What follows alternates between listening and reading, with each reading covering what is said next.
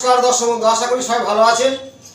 আজ আলোচনা করব একটি জাতিকার জন্মকুণ্ডলী, তার দাম্পত্য জীবনে কতটা ভালো কতটা মন্দ, বা প্রথম জীবনে তার বিয়ে হওয়ার পরে খুব অশান্তি ভোগ করে ডিভোর্স হয়, পরবর্তী বিয়ে হয়ে তার কেমন চলছে, বা দাম্পত্য জীবনটা আর্থিক, শারীরিক ও মানসিক সেই সম্পর্কে তার ডেট অফ বার্থ অনুযায়ী জেনে নিন যে আপনার জন্মছকে যদি এরকম গুরুত্বপূর্ণ গ্রহদোষ থাকে তাহলে সারা জীবন কষ্ট, দুঃখ, যন্ত্রণা পেতে হবে।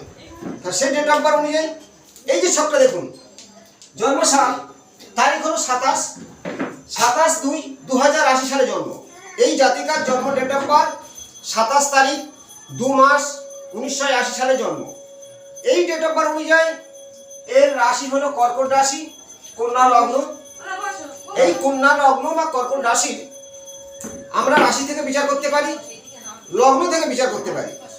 এবার লগ্ন থেকে ফার্স্ট হাউস 1 ধরব, এখানে 1 2 3 4 5 6 7 এই লগ্নের সপ্তম ঘরে শুক্র আছে। আমরা কি বলি, লগ্নের সপ্তমে শুক্র থাকলে, চন্দ্র থাকলে সৌন্দর্য, স্ত্রী লাভ, স্বামী লাভ হয়ে থাকে। কিন্তু সেই লগ্নের সপ্তম পতি কিনা কোন পতি বসেছে, লগ্নের সপ্তম ঘরে শুক্র কিন্তু মীন রাশিতে তুঙ্গস্থ আছে। শুক্র আমাদের কি দেয়, গাড়ি বাড়ি, ভোগ বিলাসিতা, প্রেম প্রীতি দিয়ে থাকে।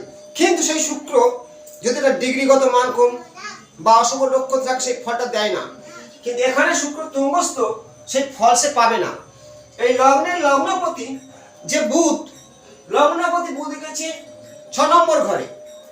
লগ্নপতি মানে কি, সেই ব্যক্তি নিজে ষষ্ঠ ঘরে বসেছে। ষষ্ঠ ঘরটা কি, রোগ, কষ্ট, শারীরিক কষ্ট, মানসিক কষ্ট হতেই পারে। তাহলে এই 6 নম্বর ঘরে বুধ আছে এবং লগ্নের দ্বাদশপতি বুধ যুক্ত হয়ে ষষ্ঠ ঘরে বসেছে। তাহলে এর কি হবে, মাথার সমস্যা, শারীরিক একাধিক অপসন চালানো, নাড়ির সমস্যা, যেটাকে হাত পা কাঁপা, বুক ধড়ফড় করা, মানসিক কষ্ট, এই জাতিকার জীবনে কিন্তু একাধিক রোগ ব্যাধি বলা যায়। এবার লগ্ন থেকে লগ্নে শনি থাকলে তারা সবার জন্যই করবে, জীবনে কিন্তু সুনাম পাবে না। জীবনে অনেকটা করেও তার সেই নামটা আসবে না, অনেকটা মানসিক কষ্ট বা দুঃখ যন্ত্রণা এই শনি দিয়ে থাকে। যদি আপনার লগ্নে শনি থাকে, লগ্নের শনি কেমন একটা গুণী, শনি নিজের ভাগ্য এতটাই কষ্ট, তাই মানুষের ভাগ্যে কষ্ট দেয়, শনি কষ্ট দেয় না। শনি ভালো ঘরে বসলে ভালো ফল পাওয়া যায়, শনি নেগেটিভ ঘরে বসলে নেগেটিভ ফল পাওয়া যায়। আর এই শনি কন্যা রাশিতে ভালো ফল দেয়, কিন্তু শনি দেয়নি কেন, এই নক্ষত্র কানেকশনটা বিচার করতে গেলে অনেকটা সময় লাগবে। আমি কিছুটা দাম্পত্য জীবন নিয়ে বলছি। শনি ভঙ্গ, কাল সর্পদোষ। এই কাল সর্পদোষটা আমরা অনেক ধনী লোকের দেখেছি, গরিব মানুষের কাল সর্পদোষ থাকে। এই কাল সর্প মানে কি, একটা গাছকে যেমন মহেন সাপ বেড় দেয়, সেই গাছটা কিন্তু দুর্নেশ মানে আর বলবান হয় না, তেমন কাল সর্পদোষ থাকলে জীবনে উন্নতি হয় না, শরীরে রোগ ব্যাধি ঢোকে এবং প্রচুর মানসিক কষ্ট পায়। এই কাল সর্পদোষ আর মাঙ্গলিক দোষ, মাঙ্গলিক দোষের জীবন অনেক ভয়ঙ্কর ক্ষতি করে। এ আছে কি আছে, মাঙ্গলিক দোষ আছে। কিভাবে বুঝবে, লগ্নের দ্বাদশে মঙ্গল, এবং লগ্নের যে সপ্তম পতি বৃহস্পতি, মঙ্গল যুক্ত রাহু যুক্ত দ্বাদশ ভাবে বসে আছে।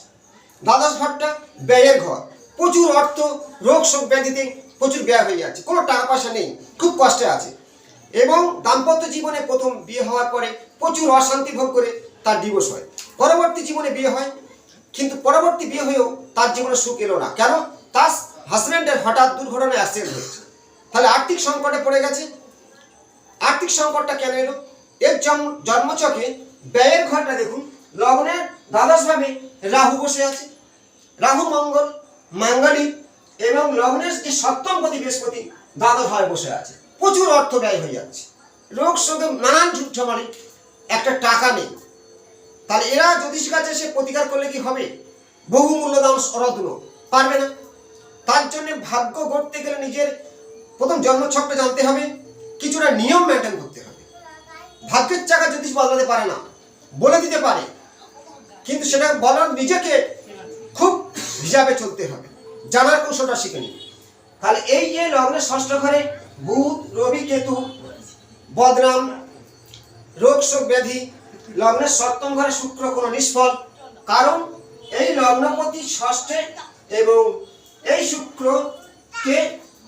শুক্র হচ্ছে গিয়ে বৃহস্পতির ঘরে বসে আছে, আর সপ্তমপতি দ্বাদশ ভাবে এসেছে। চন্দ্র যে ঘরে বসে সেটা তার রাশি। কর্কট রাশি জাতকদের এমনি অতিরিক্ত চঞ্চল, অস্থিরতা, ভুল ডিরেকশন নিতে পারে। খুব দ্রুত গতি কাজ করার জন্য ভুল ডিরেকশনের জন্য অনেক সময় ভুল পদক্ষেপ নিলে এদের জীবনে অনেকটা মানসিক কষ্ট পেতে হয়। বর্তমান কর্কট রাশির সময় খুব খারাপ, শরীর নিয়ে ভোগান্তি, অর্থের দিক থেকে সমস্যা। এই যে কিছুটা আমি জন্মছকের একটা জাতিকার জন্মকুণ্ডলী তুলে ধরলাম। যদি আপনার জন্মছকে মাঙ্গলিক দোষ, কালসর্প দোষ থাকে, আগে থেকে জ্যোতিষকে দেখিয়ে সেটাকে নির্মূলভাবে প্রতিকার করুন, নইলে জীবনে বারবার ঘাত প্রতিঘাত আসবে। প্রত্যেকে বলবো সতর্ক থাকুন।